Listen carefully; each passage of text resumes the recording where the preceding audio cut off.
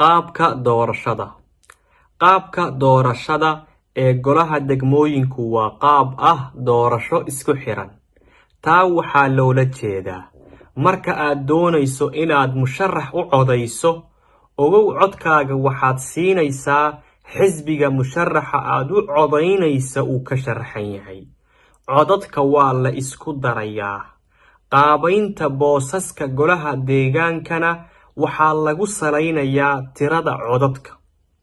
Haddii musharaxa aad u codaysay uu soo bixi waayo ama loo dooran waayo golaha deegaanka, si kastaba codkaagii waxaad ugu deeqday oo aad ku caawisay xisbigii uu musharaxa aad u codaysay uu ka tirsan yahay. Arrinkaas awgii waa inaad barataa oo aad akhrisaa xisbiga musharaxaagu uu ka tirsan yahay iyo mabaadi'da iyo qiyamka xisbigu uu aaminsan yahay.